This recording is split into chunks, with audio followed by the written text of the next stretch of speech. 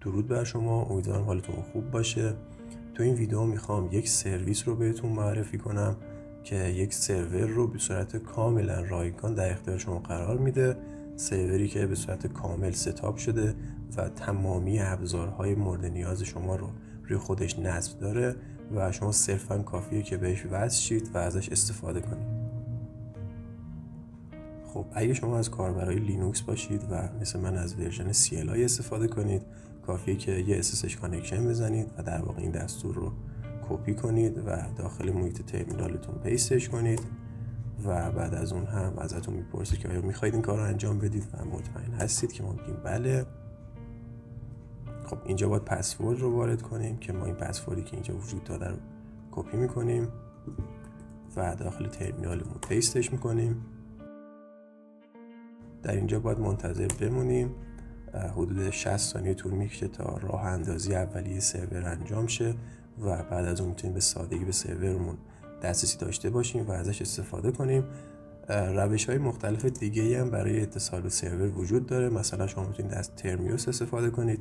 ترمیوس یک در واقع اپ رابط بین شما و در واقع سرورتون هستش که ورژن های اندروید و در واقع دیوایس های مختلف رو داره. یعنی شما هم میتونید روی کامپیوترتون ازش استفاده کنید و هم میتونید از طریق موبایلتون به سرورتون کانکشن بزنید.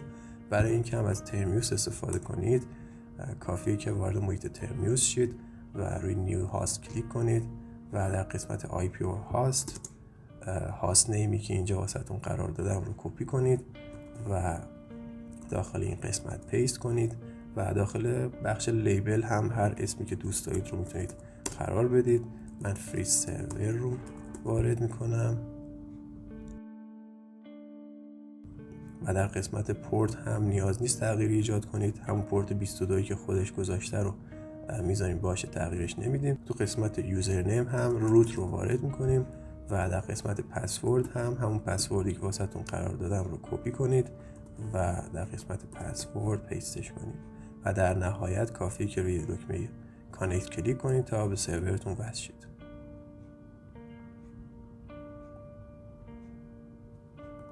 خب در این قسمت هم مثل بخش قبلی 60 ثانیه طول میکشه تا ستاپ اولیه انجام شه و شما بتونید به سرورتون متصل شید.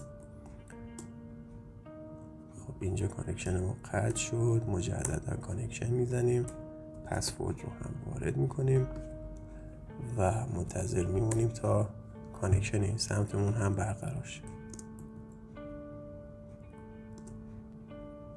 خب تا زمانی که سرورها راه اندازی میشن ما میتونیم ورژن تحت وب رو هم مورد بررسی قرار بدیم که با آدرس shell.sakefold.net هستش و دقیقا مثل دو تا روش قبلی یک محیط ترمینال رو در اختیار شما قرار میده و شما به راحتی میتونید هر کاری که مد نظرتون هست رو انجام بدید. فقط برای دوستانی که تجربه کار کردن با محیط ترمینال رو نداشتن و در واقع تجربه کار کردن با سیستم عامل لینوکس رو نداشتن باید توضیح بدم که اگه پنجره ترمینال شما بسته شه تمامی اون فرآیندی که در حال جریان بوده به صورت کامل از بین میره و شما دیگه مجددا به اون دسترسی نخواهید داشت. برای اینکه ما جلوگیری کنیم از این اتفاق و در واقع فرآیندی که در حال جریان هست رو ما زنده نگه داریم و حتی بعد از بسته شدن یک محیط ترمینال یا حالا قطع شدن کانکشن یا حالا اختلال در کانکشنمون اون فرآیند از بین نره، ما از دستور تیماکس استفاده میکنیم.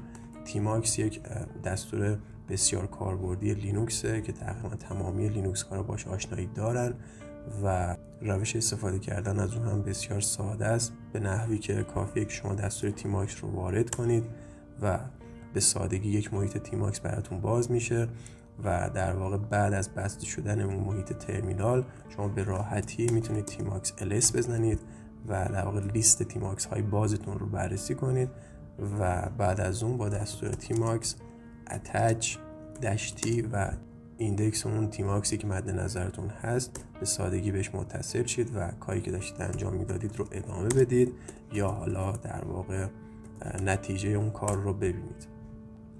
تیماکس شورتکات های مخصوص خودش هم داره و شما بهتره که این شورتکات ها رو باشون آشنا شید. یکی از اون شورتکات ها شورتکات خارج شدن از تیماکس هستش و در واقع شما بخواید از تیماکستون خارج شید و در واقع دیتچ کنید به صورتی که تیماکستون بسته نشه به صورت کامل و از بین نره، کافیه که شورتکات های ترکیبی کنترل بی دی رو در واقع بزنید و به صورت کامل از تیماکستون خارج شید و اگه خواستید مجددا وارد تیماکستون شید با همون دستور تیماکس اتچ-تی و ایندکس اون تیماکستون میتونید وارد تیماکستون شید. دستورهای دیگه هم داره مثل در واقع شورتکات زوم. یکی از شورتکات های خیلی پیشرفته که میتونه بهتون کمک کنه کنترل بی درصد و کنترل بی در واقع دابل کوتیشن هستش. این دو تا شورتکات در واقع به شما این قابلیت رو میده که شما داخل یک محیط تیماکس چندین پنجره ترمینال رو داشته باشید به نحوی که میتونید چندین فرایند رو با همدیگه مدیریت کنید و در واقع روی چندین محیط مختلف کنترل داشته باشید.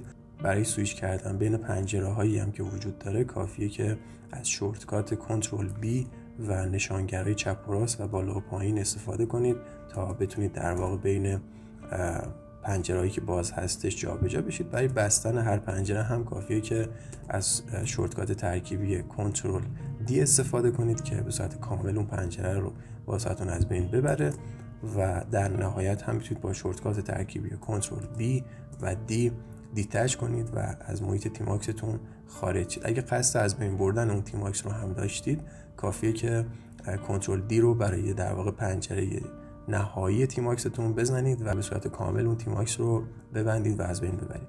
برای اسکرول کردن بین دیتایی که داخل تیماکستون هم هستش کافی از کنترل های ترکیبی کنترل بی و پیج آپ یا حالا پیج داون استفاده کنید تا بتونید به صورت کامل در واقع اسکرول رو انجام بدید و همونطور که میبینید سرور ما هم به صورت کامل راه اندازی شده و ما به یک سرور کاملا ستاپ شده دسترسی داریم به نحوی که تمامی ابزارهای مورد نظرمون رو در واقع روی این سرور داریم و فقط کافی که ازشون استفاده کنیم.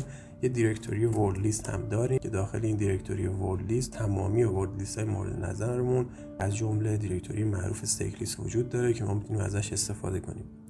خب تو این ویدیو سعی کردم به صورت خیلی ساده این سرویس رو بهتون معرفی کنم. سرویسی که به صورت کاملا رایگان یک سرور رو در اختیار شما قرار میده، یک سرور لینوکسی که به صورت کامل ستاپ شده و شما صرفا کافیه که بهش وصل شید و ازش استفاده کنید. روش‌های مختلف اتصال به اون سرور رو هم بهتون آموزش دادم. امیدوارم که واسهتون مفید بوده باشه و ازش لذت برده باشید.